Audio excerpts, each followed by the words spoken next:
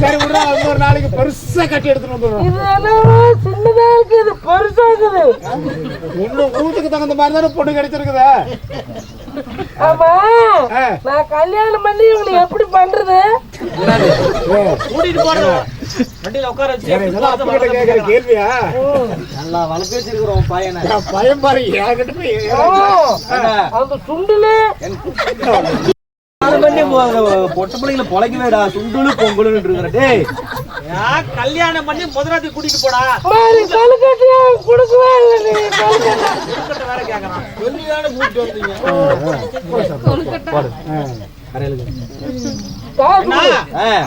பாருங்கள் மகாஜனங்களே, விநாயகருக்கு சித்தி புத்தி என்று சொல்லக்கூடிய 2 பிள்ளைகளை திருமணம் செஞ்சு உட்கார வைக்கிறாங்க.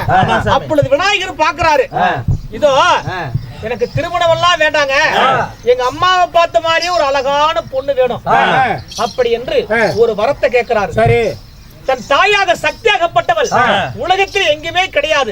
சக்தி முகமாரி இந்த உலகத்தில் எங்குமே கிடையாது.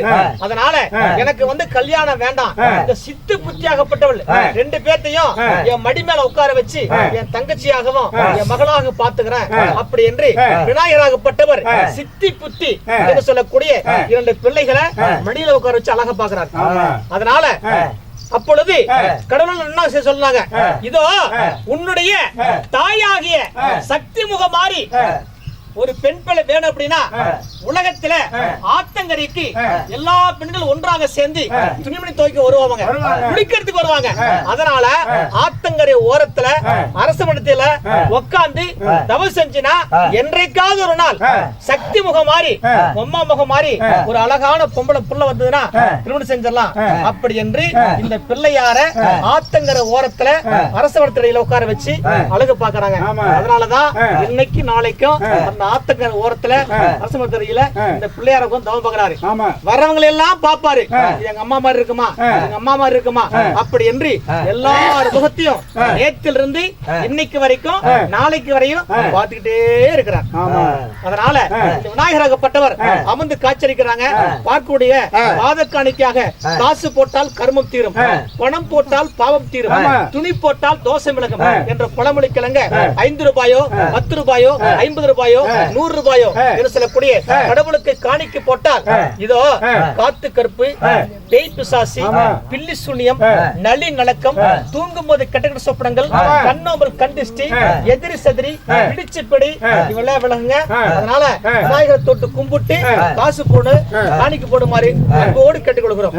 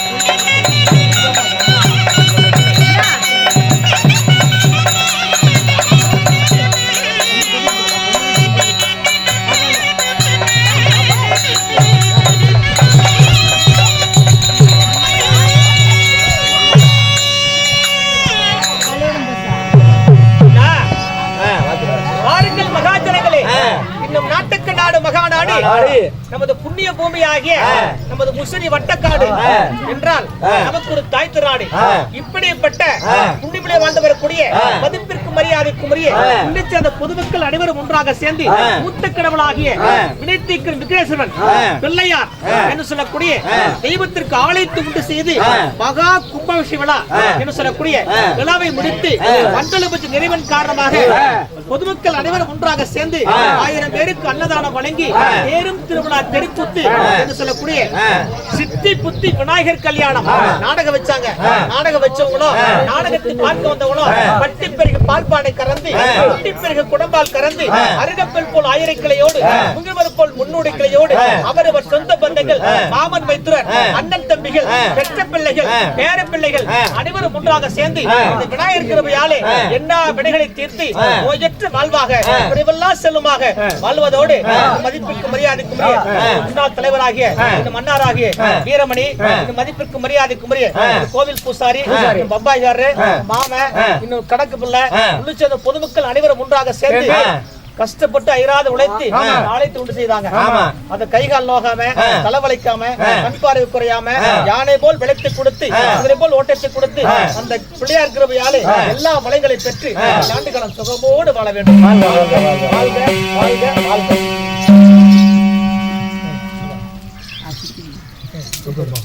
அப்படியே சுத்தி